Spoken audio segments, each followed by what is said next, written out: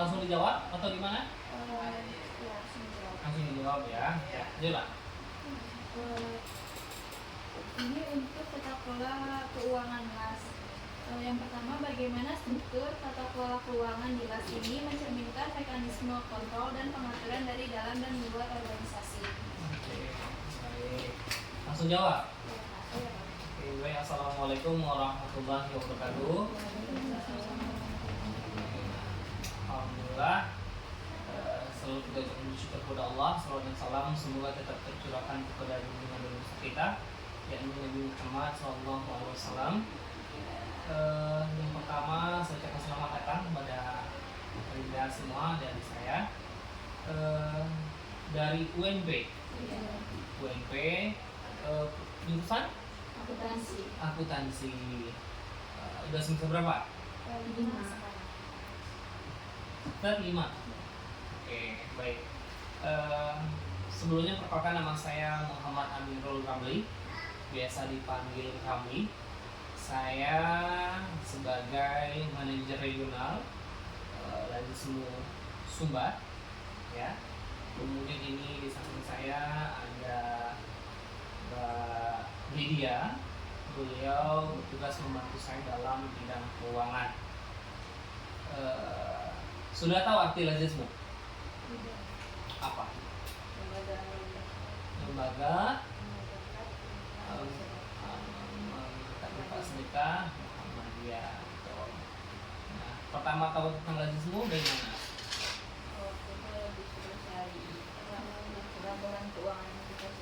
Oke, baik. Terkait dengan pertanyaan yang tadi yang pertama, bagaimana tentang apa tadi? Regulasi kepengurusan. Bagaimana Struktur tata kelola keuangan ya. ini mencerminkan mekanisme kontrol dan pengaturan dari dalam dan luar organisasi. Oke, baik. Kami itu lembaga amal zakat infak sedekah Muhammadiyah. Itu sebuah lembaga yang memang terstruktur berpusat. Jadi ada Lazismu pusat, kemudian ada Lazismu wilayah, ada Lazismu daerah. Ya, ada Lazismu pusat, Lazismu wilayah, dan ini adalah Lazismu wilayah. Lazismu Sumbar, Lazismu perwakilan wilayah Sumatera Barat, kantor ini. Kemudian di bawah itu lagi nanti ada Lazismu daerah. Kemudian nanti di bawah Lazismu daerah itu juga ada nanti Lazismu kantor layanan, ya, KL. Nah, itu yang membentuknya itu hanya boleh dibentuk oleh Lazismu pusat dan Lazismu wilayah dan Lazismu daerah. Selebihnya itu nggak boleh membentuk itu. Jadi ada SK-nya. Nah, jadi ada SK-nya untuk pembentukan tersebut, di SK-kan oleh pusat. Jadi kantor kita ini itu di SK-kan. Nah, ini saya tampilkan. Ada SK-nya, ini SK kita kemarin, SK keputusan Lazismu pimpinan pusat Muhammadiyah tentang lembaga Lazismu di sini, ya. Itu apa aja? Nah, siapa saja pengelolanya? Ini kita ada Dewan Pengawas Syariah, itu dipimpin oleh Profesor Dr. Subhan Lubis. Nah, kemudian Dewan Pengawas Syariah ini ada ketuanya, satu Dr. Mursal, yang kedua Bu Desi Asmaret, Dr. Desi Asmaret.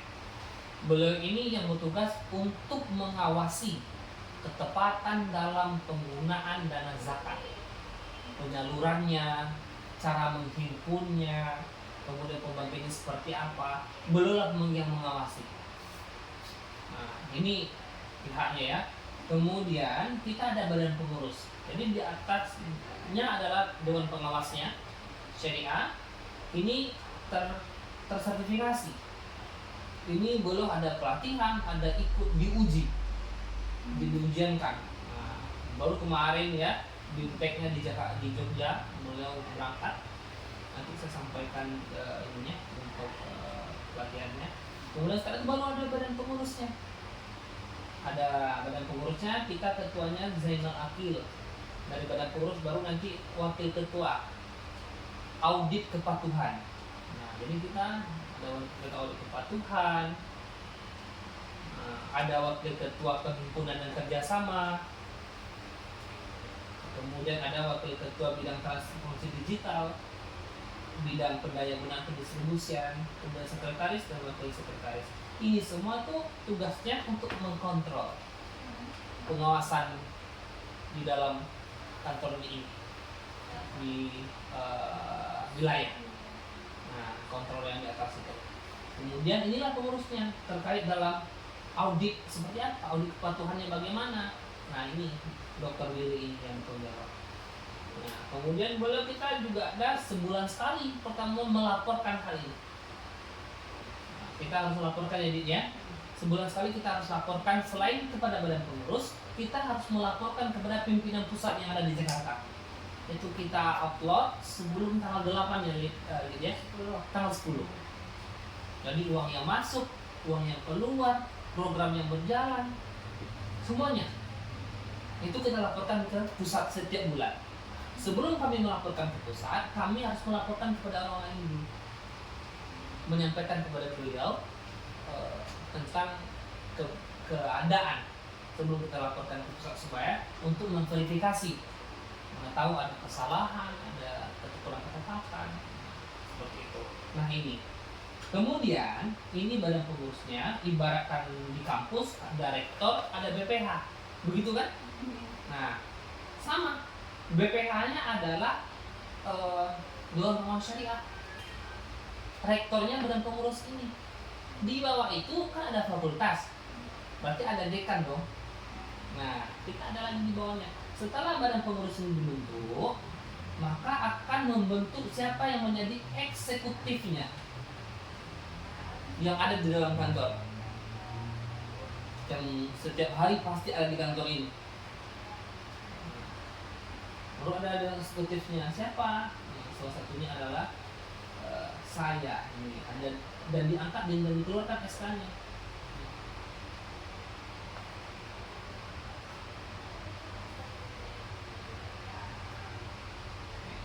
Ini diangkat dan ada SK-nya, diangkat ya. Nah, itu pengangkatan tersendiri terhadap manajer regional, kemudian baru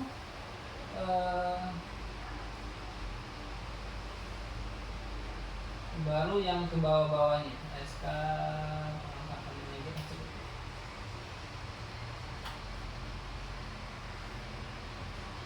Nah, ini ada lagi, baru diangkat lagi yang tadi di rektor, baru mengangkat dekan-dekan istilahnya kan. Nah, sama, baru kita boleh diangkat orangnya. Saya manajer regional bidang keuangan di India Kumulasari, tidak Sukri Ahati, ada Tuti, Penpun ada Idin. Ini dalam rangka kontrol ya. Oke.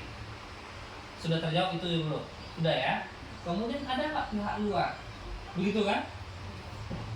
Kita itu juga tidak terlepas, kita juga di bawah naungan kontrol Basnas.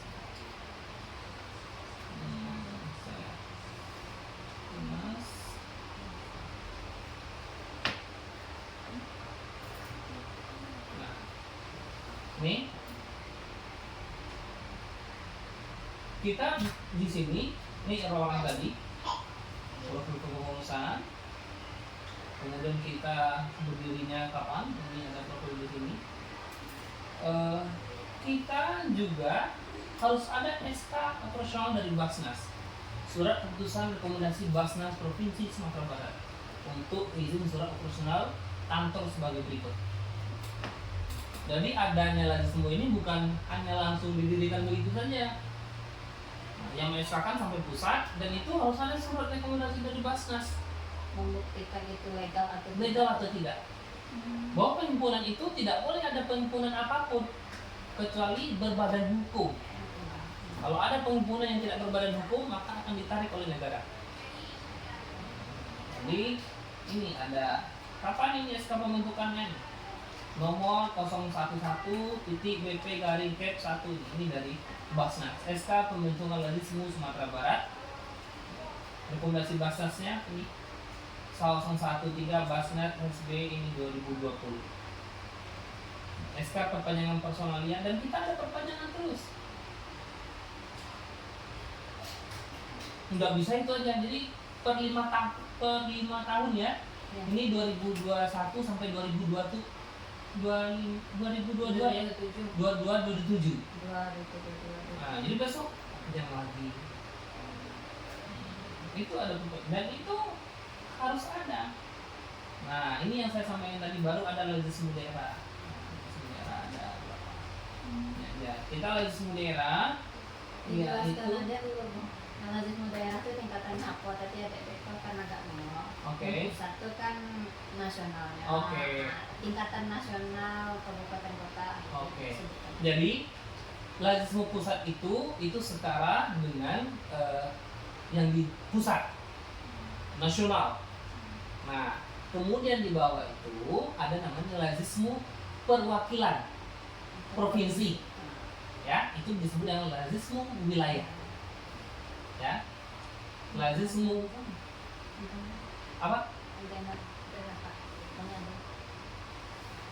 Nah, jadi pusat tadi, kemudian kantor perwakilan provinsi disebut dengan kantor wilayah. Kemudian perwakilan daerah itu atas rekomendasi juga disebut dengan lazismu daerah.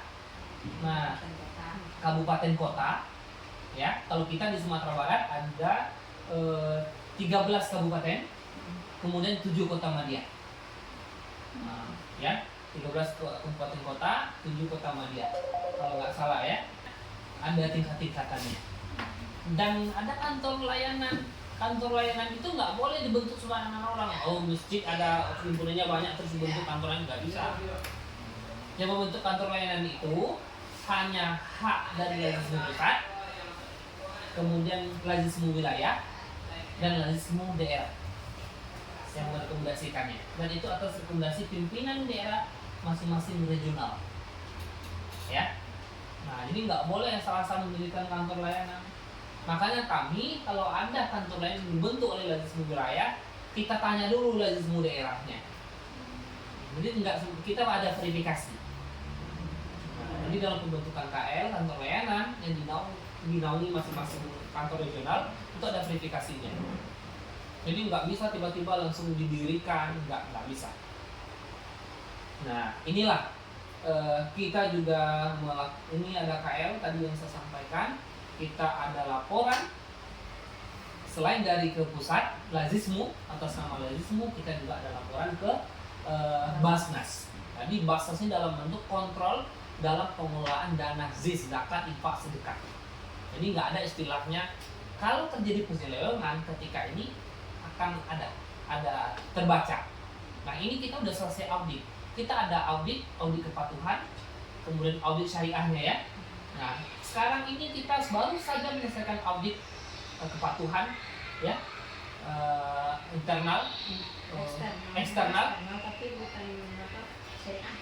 belum ya, tapi sudah untuk pengelolaannya sudah kita laporkan ke pusat, lazismu pusat Jakarta, dan alhamdulillah sudah selesai, tinggal menunggu hasil dan sertifikatnya. Nah, itu dalam rangka untuk kontrol saving dana ZIS ya. Jadi istilahnya supaya apa kita ini supaya terlihat apa yang kita lakukan. Nah, jadi istilahnya tidak semena-mena. Kami untuk dalam laporan itu kami juga melaporkan ke media. Nah, ya selain dari internal, kita juga melaporkan ke media berapa himpunan yang kami lakukan, berapa banyak himpunan dan berapa kemanfaatan. Dan itu kita post di media.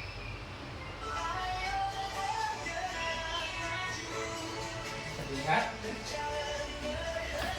ini salah satu dalam rangka untuk mendapatkan trust dan salah satu kewajiban melaporkan kepada rakyat masyarakat. Ini bisa laporan yang bisa tersalurkan atau banyak, kemudian kemanfaatannya berapa persen, itu untuk jawaban tadi. Nah, sudah terjawab atau belum kira-kira? pertanyaan selanjutnya, bagaimana keputusan terkait pengelolaan dana zakat, infak, dan sedekah dibuat dan siapa yang memiliki otoritas untuk menentukan alokasi dana? Oke. Dalam pengelolaan dana zakat, dalam penyaluran ya kemanfaatan biasanya kami pertama menerima proposal yang masuk. Kemudian contohnya penggunaan dana dalam pendidikan. Kita ada beasiswa Sang Surya, ya. Ini beasiswa Sang Surya itu, nah, contoh ini ya. Nah, kita baru menyalurkan kemarin ke UMSB. Nah, dan tidak hanya UMSB, ini salah satunya saja, bisa dari berbagai kampus. Itu kita buat, kalau beasiswa Sang Surya kita buka dalam setahun itu 2 kali. Nah, nanti ada prosesnya, ada rekrutmennya, buka, kemudian ada proses seleksi ya, Lin ya, ada tahap wawancara, kemudian baru pengumuman kelulusan. Dan itu yang melakukannya adalah badan pengurus. Salah satunya juga saya. Saya sebagai manajer regional dan juga dilakukan oleh badan pengurus. Nah, itu terkait beasiswa ini. Kalaupun ada dengan program yang lain, ada seperti bantuan, nah kebakaran ya, yang memutuskan, salah satunya saya yang mengajukan, kemudian diputuskan oleh DPS Dewan Pengawas Syariah, kemudian badan pengurus. Setelah selesai baru kami mengajukan pencairan penyaluran dana zakat ya, Lid ya. Nah, seperti itu. Jadi alurnya begitu. Kami tidak memegang uang cash, enggak. Jadi uang harus disetorkan langsung ke bank. Nah, jadi kita tidak boleh memegang uang. Nah, jadi ketika pencairan keuangan itu jelas dulu. Nah, untuk apa saja, termasuk operasional kantor. Nah, itu sudah ada anggarannya berapa, akan operasional seperti apa dalam 1 bulan itu RAPB-nya nggak ada. Rancangan anggaran pembelanjaan dan pembiayaan ya. Biaya itu sudah kita rancang dibuat, jadi tidak ada penarikan apapun. Nah, dan itu disepakati oleh badan pengurus. Tidak semena-mena kita tiba-tiba ini butuh ini ambil ini, enggak. Dan dalam proses ini dari mana ambil itu ada ketentuan. Kalau dana zakat kita 2,5%, 12,5% ya, 12,5% itu bagian amil zakat ya.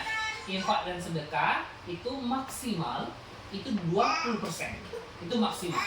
Tapi kalau dana zakat itu bagian dari amilnya itu 12,5 ya, 12,5, dan infak itu 20% maksimal ya, Lid ya. 20%.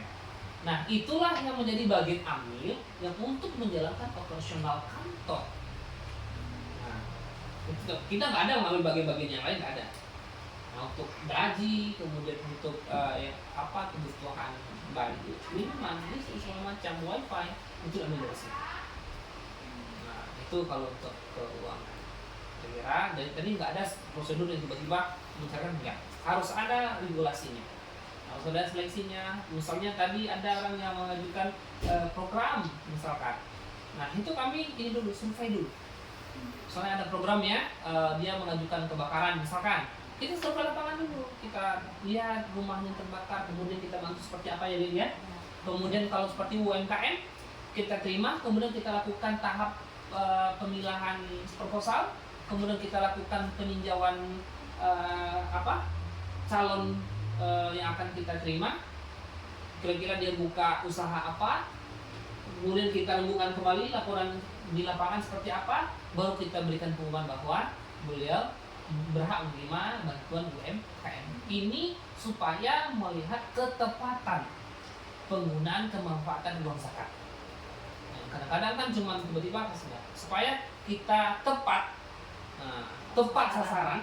Salah satunya itu cara kita harus datang kunjungi langsung. Nah, seperti itu. Jadi istilahnya biar tidak tertipu, karena masyarakat berbagai macam di Lazis Mudi banyak. Ada yang menangis-nangis, betul-betul menangis datang ke sini karena suaminya yang meninggal atau segala macam.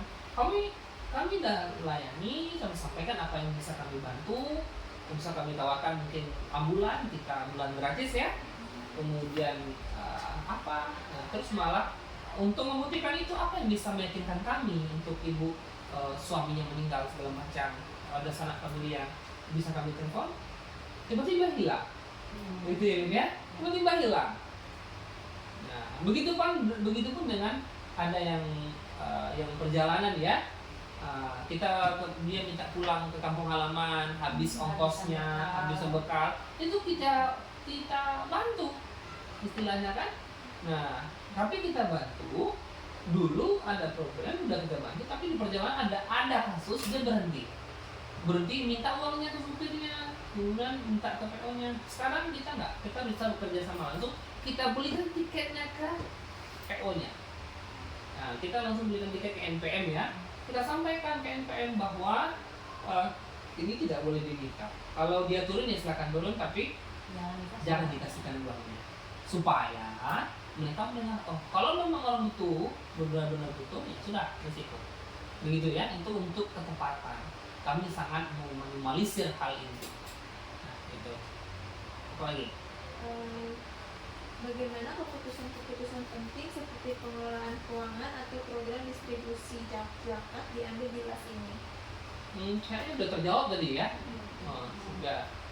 Kan kita dirapatkan, tidak hanya saya yang mengusulkan bahwa ada proposal masuk, saya pilih, kemudian saya usulkan ke badan pengurus, kemudian nanti baru disepakati.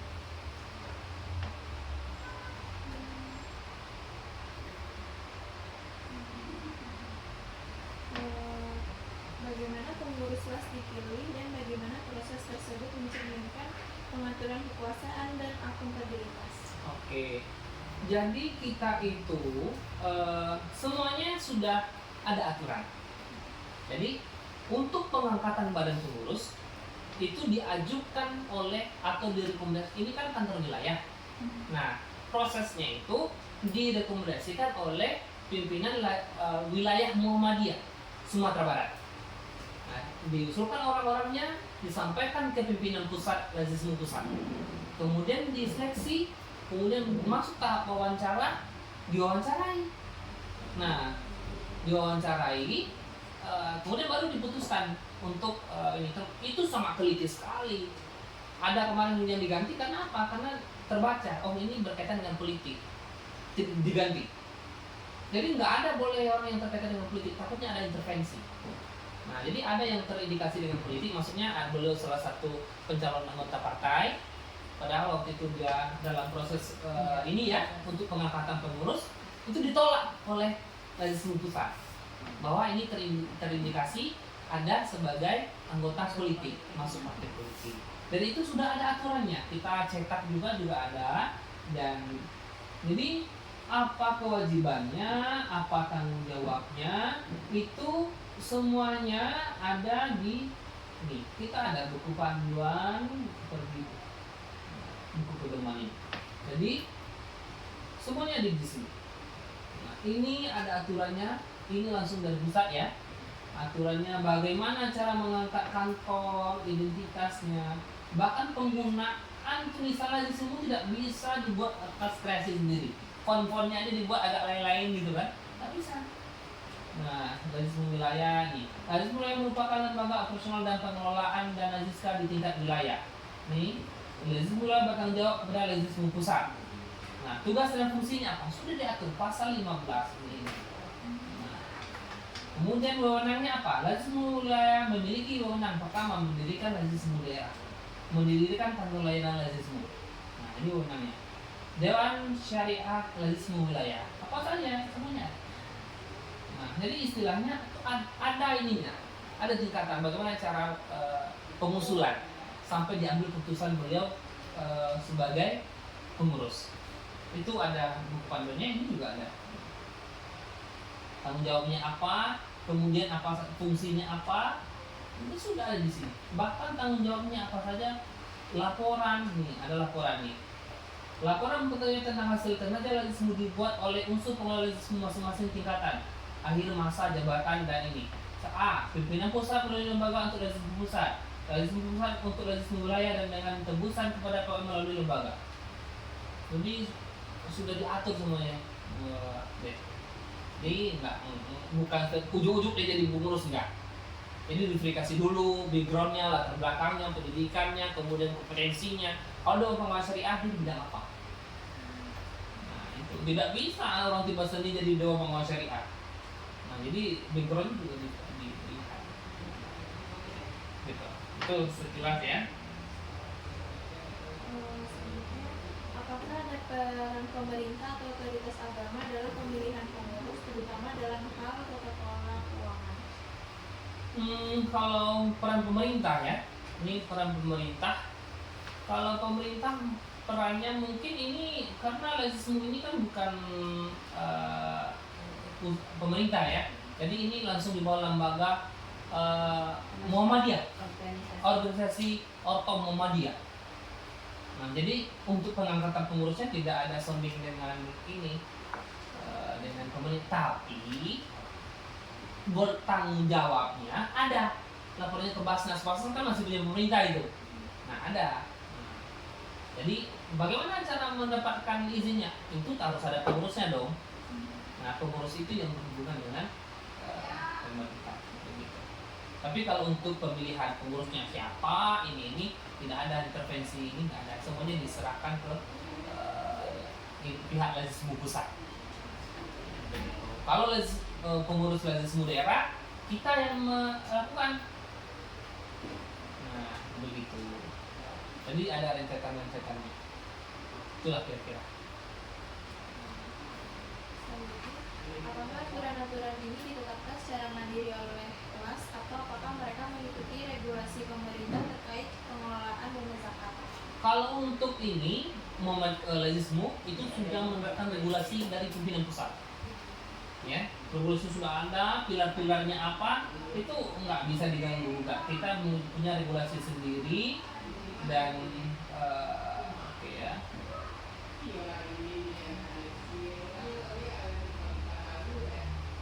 Jadi kita nggak bisa nih tiba-tiba harus begini-gini dengan kita.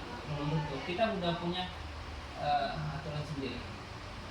Jadi regulasinya dalam apa tadi? Aturannya?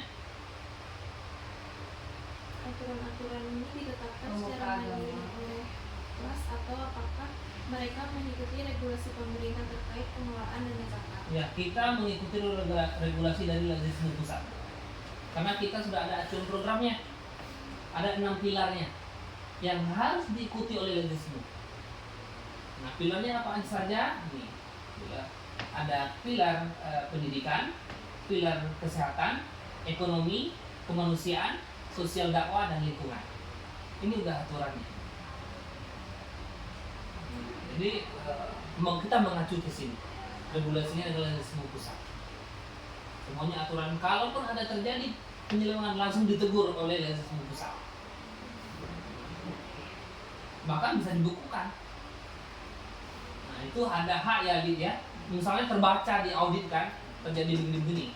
Rekeningnya dibukukan. Nggak boleh beroperasi. Tidak boleh beroperasi. Selama jadwal yang ditentukan. Ini ada program-programnya sudah tertera. Begitu. Selanjutnya, bagaimana LAS menyeimbangkan otonomi dalam pengelolaan keuangan dengan tuntutan akuntabilitas kepada pihak luar seperti pemerintah, donatur, dan mustahik? Nah, kita melaporkan, kita memberikan laporan, kita ada surat berita acaranya ya Lid ya. Setiap yang ada donatur, kemudian ada muzaki, dan mustahiknya kita ada suratnya. Nah, ada laporan dan kita rekam. Nah, jadi setiap terjadi regulasi transaksi yang masuk maupun keluar itu kita laporkan. Nah, itu yang kita laporkan per bulan tuh itu ke pusat. Coba ambil yang laporan harian itu. Sama buku panduan misalnya. Nah, jadi begitu kita antisipasi ya. Nah, jadi saya laporan baik tiap hari harus ada laporan keuangan, mau masuk uang ini. Bahkan saya menetapkan laporan keuangan itu pagi, keadaannya berapa kasnya, siang ada masuk udah jam 1 sampai sebelum pulang jam 4. Begitu.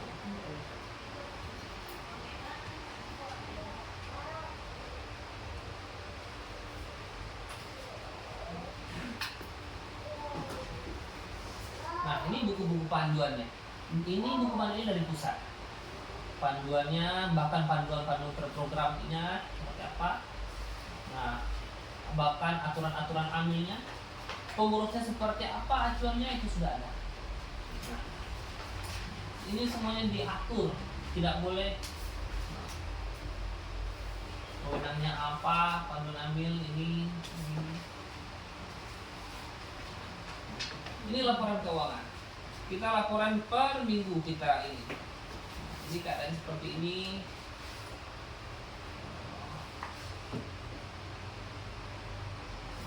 Ini buku 1 ya, contoh. Ini seperti ini. Kita kan ada kota infak yang berjalan. Nah itu juga penggunaan dana amil apa aja nih, beban apa nih, kita keluarkan di sini. Bahkan beban transportasi, perlengkapan, konsumsi, kemudian pemeliharaan beban, fotokopi, semuanya kita tulis. Dan ini setiap hari dilaporkan nih setiap hari. Ini istilahnya kita betul-betul secara akuntabilitasnya jelas ya, gitu ya.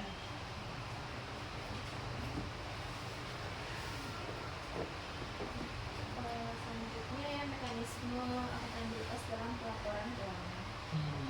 Pertama, bagaimana praktik pelaporan keuangan di kelas ini mencerminkan prinsip-prinsip governmentality seperti pengawasan dan regulasi. Ya seperti tadi, kami ada ininya, kami laporkan tadi ya, sudah kami rekam, kemudian kami ya itu dalam rangka audit ya.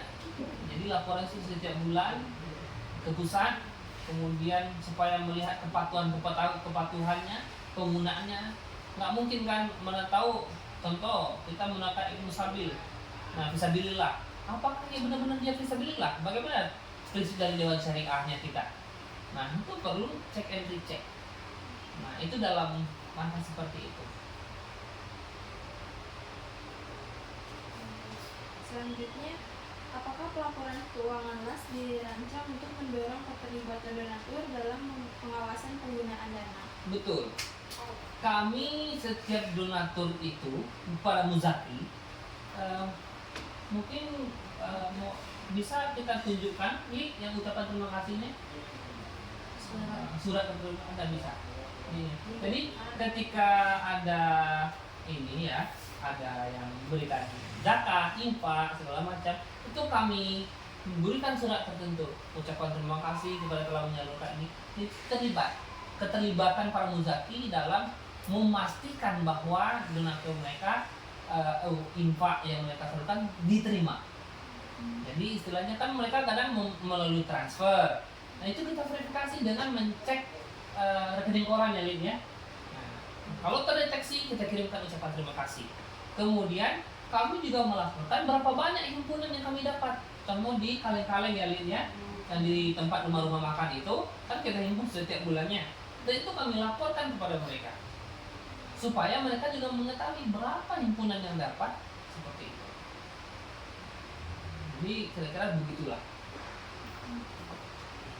Salah satunya juga kami kabarkan dengan media.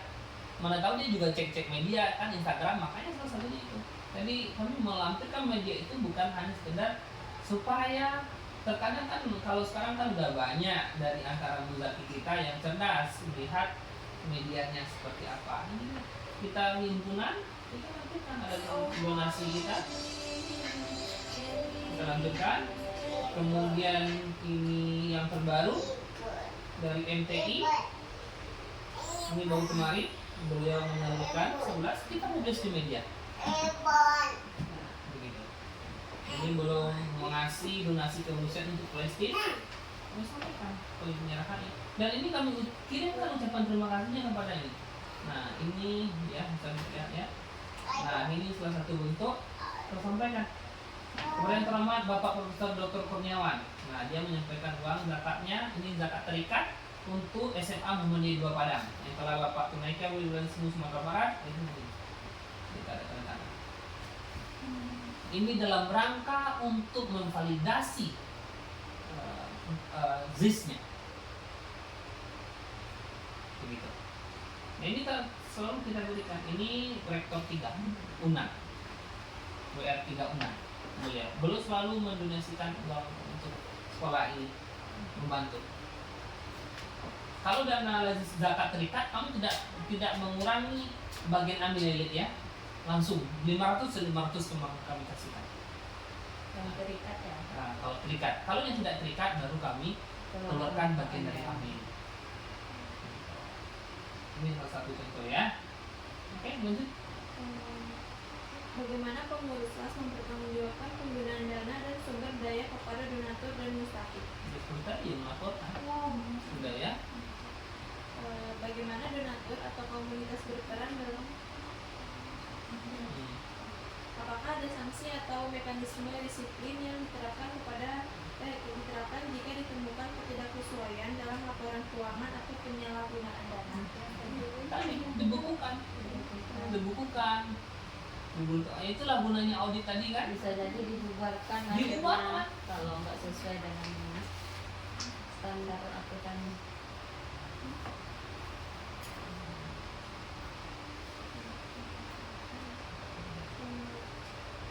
Apakah forum terbuka atau pertemuan rutin yang melibatkan donatur dalam proses pengawasan?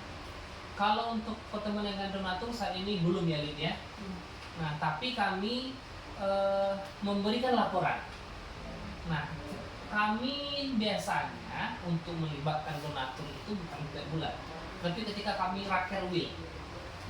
Nah, ya, rakerwil itu kita akan mengundang rapat kerja wilayah. Kami biasanya akan mengundang donatur yang atau muzaki yang biasa rutin untuk ke kelas kami.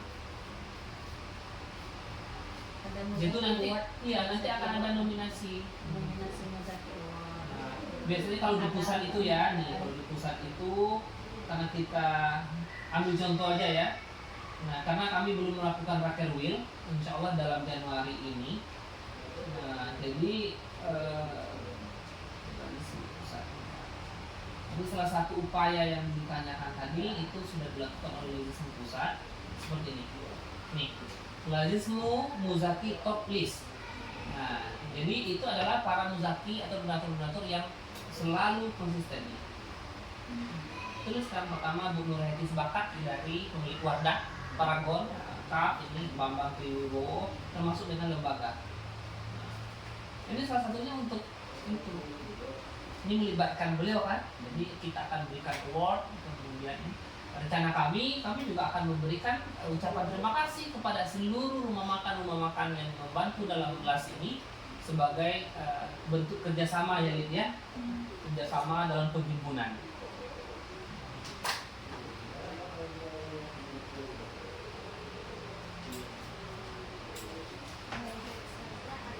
Oke.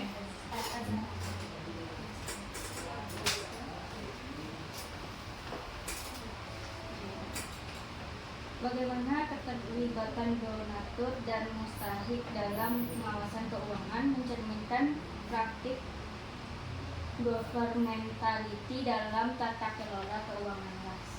Biasanya kalau untuk donatur, misalnya dalam sekolah ya Lid ya kami menyampaikan kepada antara donatur dan kepada munfik, kepada penerima manfaat, kemana arah dana yang disampaikan dari dia. Misalnya kalau ke sekolah, contohnya bantuan pesantren misalnya dari BPKH, itu juga ada, tidak hanya dari kita, tapi mereka BPKH juga ya Lid ya. Kita ada pengawasan dari kita dari Lazismu, juga ada dari BPKH. Jadi ada dua, antara yang memberikan dengan kita yang melaksanakan. Karena hanya ada sekedar sistem mitra namanya. Mereka menitipkan dana untuk bantuan ke ini, tapi kita pelaksana. Nah, jadi beliau juga ikut serta dalam pelaksanaan, dalam kontrolnya, tapi melalui kita. Begitu. Pertanyaan selanjutnya, apakah donatur dan mustahik diberikan kesempatan untuk mengajukan pertanyaan atau mengawasi penggunaan dana secara langsung? Jika ya, bagaimana proses ini dijalankan? Oke. Kalau untuk terkait bagaimana peran donatur, biasanya kami menanyakan. Nah, ada yang by request, itu kan salah satu bentuk ini kami. Seperti Bapak tadi, belum mau zakatnya terikat ke sekolah ini. Nah itu kan bentuk ini ya Lid ya. Tidak, kami tidak semena-mena ini harus tidak, tapi kami juga menerima masukan dari para muzaki atau donatur kemana kemanfaatan kami arahkan. Kalau beliau tidak ada, biasanya kami menyampaikan list-listnya, kami ada program pendidikan, kemasyarakatan, ini. Tapi terkadang para muzaki atau donatur kan tidak memiliki ladang, maksudnya tidak memiliki kemana ya mau disalurkan, maka disitulah peran kami menunjukkan kemana arahnya. Nah, tapi jika tidak ada, biasanya kami, baik Pak, dana ini akan kami salurkan begini, kami sounding ke beliau, oke. Nah, berbagai macam, ya. Salah satunya seperti tadi, ada yang lain terikat, ada ini juga yang sekarang dari BPKH itu menyalurkan dana, misalnya pembangunan pesantren dari ya, musola ya, aula, itu 1,3 miliar ya, 1,3 miliar. 1 miliar 300 juta ya, 1,3 kan. Nah itu beliau udah pokoknya ke pesantren aula itu. Nah kami dikasih tim, selain dari tim mereka kita juga ada tim membantu mengawasi pelaksanaan kemanfaatan tadi, begitu.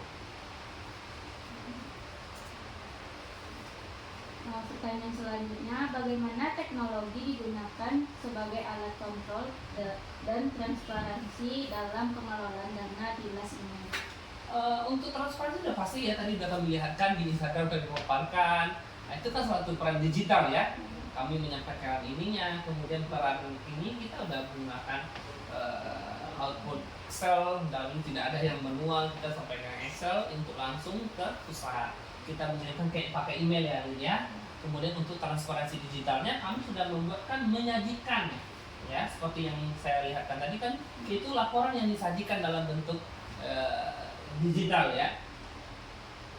Nah, kalau nggak disajikan seperti itu kan orang juga malas membaca-baca data.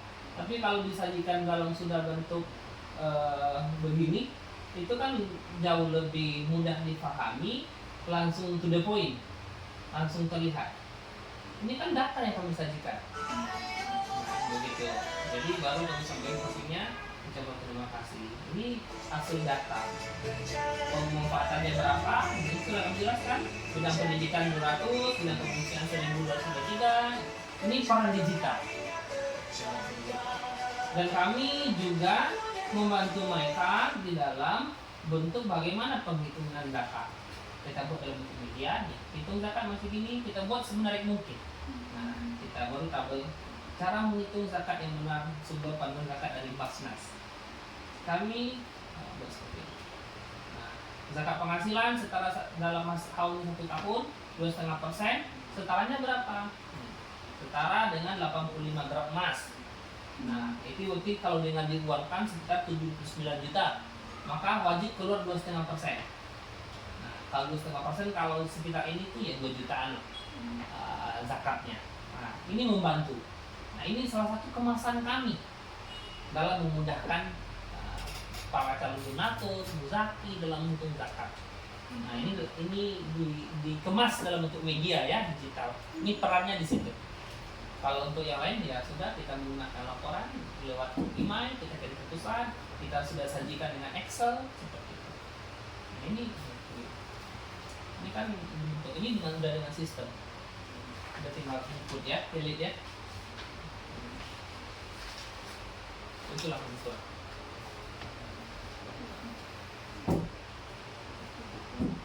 Kemudian pertanyaan selanjutnya, apakah LAS menggunakan sistem donasi online, aplikasi zakat atau perangkat lunak manajemen keuangan untuk mempermudah pelaporan dan akuntabilitas?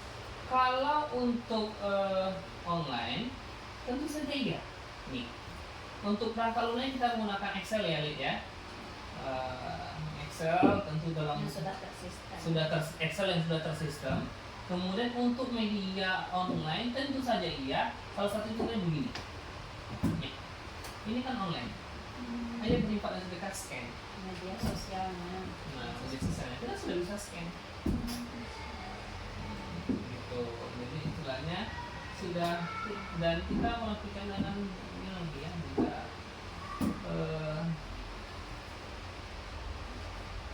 Ini juga sudah.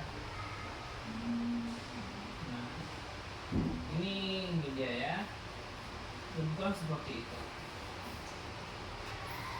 Ya, Pertanyaan profil, apakah ada upaya untuk menghubungkan ajaran Islam mengenai kejujuran, transparansi, dan tanggung jawab dengan praktik akuntabilitas keuangan? tentu. Saya dalam setiap evaluasi Senin sama teman-teman bisa ditanyakan, saya pasti mengutamakan tolong kita jaga rasa kepercayaan masyarakat kita bagaimana penggunaan uang zakat, bagaimana zakat itu disalurkan, bagaimana kemanfaatan zakat itu tidak meleset dari 8 asnaf itu. Nah, itu kan sudah terikat dengan syariat. Nah, itu yang selalu saya wanti-wanti. Jangan termasuk dengan ini saya sampaikan, saya selalu tolong dibuat dikemas laporan ini. Kalau bisa besok update-nya per kapan ditanya bisa dijawab. Nah, begitu. Karena ini kepercayaan. Ya, karena apa? Karena selalu kita saya ingatkan, khairun anfa'uhum linnas. Manusia yang bermanfaat itu adalah manusia yang bermanfaat untuk manusia yang lain. Salah satunya begini. Nah, kita jaga kemanfaatannya, bagaimana kita mengolah medianya. Nah, ini dalam rangka kami juga dalam belajar. Kemarin kita BIMTEK pendampingan dengan lesmu DIY. Ya. Kemudian ini pimpinan pusat kita, Bendahara Umum Pimpinan Pusat Profesor Dr. Haji Ilman Latif. Kemudian ini pimpinan Badan Pengurus Lazim Pusat kita sekarang, Bapak Ahmad Imam Mujahid, Rais Emiliat. Kemudian kemarin kita sudah melakukan rakernas. Nah, ini rakernas ini bersifat seluruh nasional ke 38 provinsi mengadakan rakernas. Nah, ini melibatkan pemerintah tentunya, ada pemerintah di sana di sini dalam hal ini. Nah, itu menunjukkan bahwa Lazim ini bukan lembaga kecil, bahwa Lazim ini adalah lembaga yang besar dan diakui oleh negara. Ya.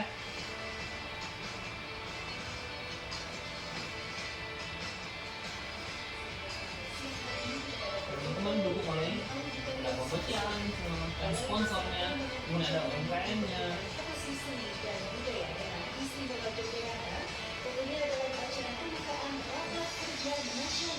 Jadi kita ada rapat kerja nasionalnya. Jadi ujuk-ujuk bukan begini. Bahkan dalam menghimpun itu kita ada target. Berapa target himpunan kita. Jadi tidak hanya sekedar menghimpun, harus ada targetnya. Kemanfaatannya. Gitu. Ini rapat kita kemarin. Baru kita adakan tanggal 29 November sampai tanggal 1 Desember. Setelah itu kami lanjutkan dengan BIMTEK. Ini ya juga kami sampaikan, ini juga dapat kemarin alhamdulillah himbauan langsung dari Bapak Stafsus Kementerian kita, Dikdasmen.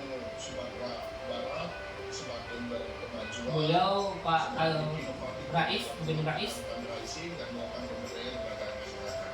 Beliau sekarang ini di Kementerian Dinas Sekolah SMP dan SMA Menengah. Dikdasmen.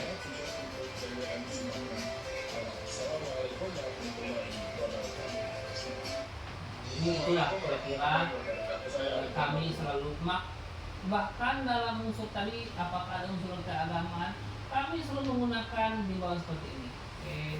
Himbauan tentang mengingatkan adat yang dilampirkan. Ini salah satunya. Ini kan review amalan sunat di hari Jumat. Kami itu masalah ini. Jadi kami tidak hanya sekedar memberikan edukasi dalam zakat ini, tapi apa amalan-amalannya, kemudian amalan juga seperti ini. Sama data sebelum kedatangan di bawahnya ada dari hati lima ini. Jadi istilahnya ada upaya dalam saling mengingatkan. Nah, juga tidak lupa saya ibadah paripurna di hari Jumat. Tersampaikan hadis riwayat Muslim, ketika matahari ini adalah ada memasukkan ke dalam surga kecuali pada hari Jumat. Istilahnya ada unsur religiusnya, agama yang selalu kami selipkan. Jumat berkah, saatnya bersedekah dengan maksudnya kita yang membantu scan di sini. Ini kalau di scan tidak bisa langsung kris. Nah, itu media.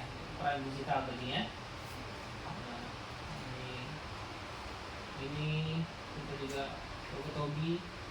Maka habis ini mau jadi volunteer lagi semua boleh ya. Itu juga yang tadi itu teman-teman volunteer. Ya, volunteer di sini sama-sama berjuang membantu mengembangkan. Nah, ini volunteer. Nah, ini kita yang ini volunteer kita. Nah, ini banyak teman-teman yang mau jadi volunteer juga boleh. Sudah follow Instagram semua? Sudah ya, jangan lupa di like dan di komen kita juga. Nah, itulah lebih kurang ya. Nah, jangan aja pertanyaan lagi ke saya udah jawab semua. Baik, untuk pertanyaan-pertanyaannya sudah selesai Bapak dan Kakak. Terima kasih sudah menjawab pertanyaan-pertanyaan kami. Mungkin itu saja. Boleh-boleh.